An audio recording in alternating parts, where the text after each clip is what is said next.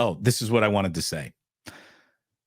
So it kind of dawned on me just talking about Brock Purdy and like really trying to do a deep dive in my own mind. Like, why is this guy the most unassuming, one of the best stories?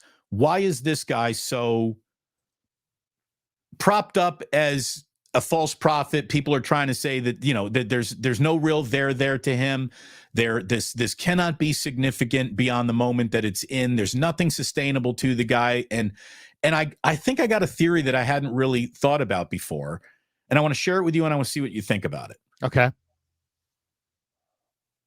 The NFL is the only league in the world, Larry, that gives its media, its fans, and basically the entire league has full-on permission to laugh at, underestimate, and mock one player, Mr. Irrelevant.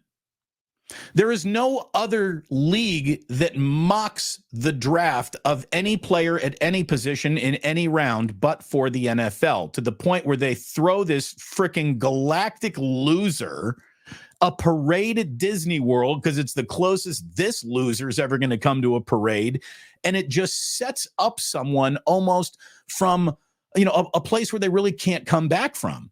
And I do believe an awful lot of draftism is happening here to Brock Purdy and anyone's evaluations. If Brock Purdy had been a top 10 pick, people would be getting knee pads out to blow him so much. But because he's Mr. Irrelevant. Nice imagery. The one place in sports where we've been given full-on permission to underestimate and mock that guy, I think that there's something to it. I think that there really is. And I think that Brock Purdy has done enough being the last pick in the draft to take this Mr. Irrelevant thing and shut it down once and for all. How can you call that position Mr. Irrelevant if a guy who was in an MVP conversation and 2 weeks from now maybe goes on to win a Super Bowl has done that?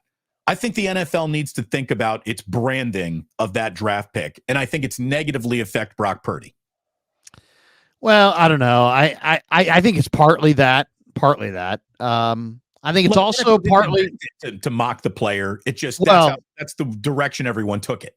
Yeah, I mean, they think it's kind of cute and everything. It's and I don't care. I mean, these guys are, they can handle it. I'm not one of these people like they're doing a disservice. Stop it.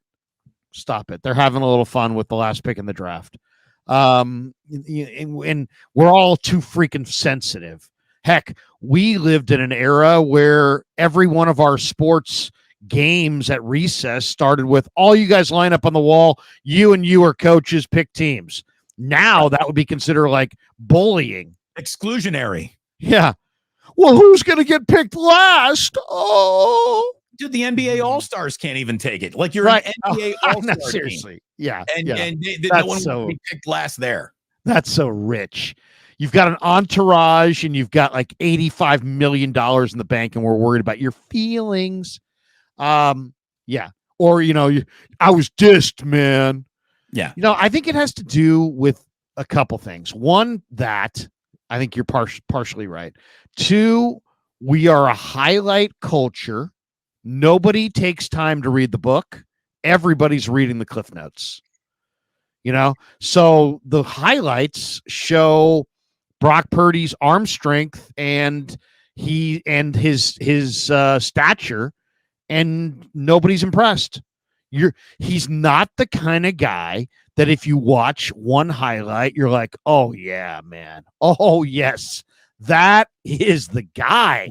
So when you're doing a create a player on a Madden game, you don't create Brock Purdy. He's the opposite, the literal polar opposite of Colin Kaepernick, who everybody, Jaws, who's always super measured, said Colin Kaepernick's going to be the greatest quarterback in the history of the league. Why? Because he was 6'5", 6'6", with unbelievable arm strength, crazy mobility, and you just looked at him and said, man, look at that guy. That guy's tough. He's lean. He's fast. He's got a howitzer. He looked cool, too. He's the future. The future. And he was on the cover of Sports Illustrated, and he was the guy. You look at Brock Purdy, you don't go, oh, yes, cutting edge. And I would say that's a big part of it. Also, Brock's true gifts are all not, you can't see them. He's got rare competitive fire. He's really processes what he sees fast. And he's, so he's super competitive. You can't see that. He's super smart in how he breaks things down. You can't see that. He doesn't have big, broad shoulders. He's got kind of narrow shoulders. He actually weighs about 230 pounds and he's kind of yoked, but he's kind of narrow structured in his build. So you look at him and you think small guy, but if you stood next to him in the locker room, you realize, this guy's about 230. He's pretty thick. But it doesn't translate to TV. And he just, I think that's it. And then he's on a team that has all these high profile weapons and a high profile coach. And it's just kind of easy to be like, he's just along for the ride. And it's kind of pathetic. I mean, Cam Newton is like, he's not even the best player on the Niners. CMC is. It's like, dude, CMC isn't.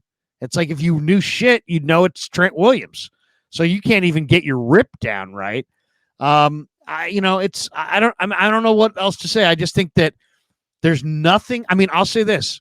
When the Niners drafted him, and I watched tons of college football, and I knew all about Brock Purdy in college, I wasn't doing cartwheels. I was like, really? They went for that guy? Do they even need a quarterback? And they went for a kind of a quarterback who's kind of a college athlete and not really a pro and this and that.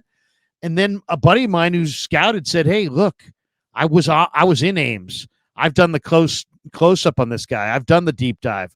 Krug, watch this film, look at this guy.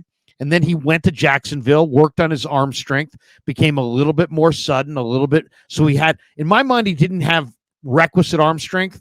By the time he got to training camp his rookie year, he had developed requisite arm strength.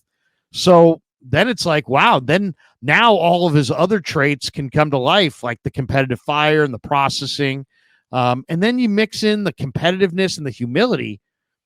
In a lot of ways, he is very similar to Joe Montana and Tom Brady in that those guys were insanely competitive. And this guy is insanely competitive. And I would kind of compare him as well to another athlete in another sport. He's a little like Steph in that nobody really thought that he's got that baby face. He's kind of like the Bay Area's second baby-faced assassin. And he's a little bit like Ichiro, where his game's not based on power. And so even though he's one of the all-time greats, Ichiro in this case, he doesn't get recognized as one of the all-time greats because we're a power culture and his game wasn't built on power. So would you call Brock Purdy the Jung-Hoo Lee of the San Francisco 49ers, Larry? No, I would not. I'd say he's quite a bit better than Jung-Hoo Lee. No, but I think there's a lot of Steph there. From Steph, nobody wanted to say Steph was an assassin until he won. He was like a kid who had good hand-eye coordination. And that's, I think people look at Brock and they're like, he's a product of his surroundings. He's not. If anything, they're a product of him. I mean, here's the one stat. It's amazing how people always forget. They use stats, and then when they don't want to use them anymore, they forget about them.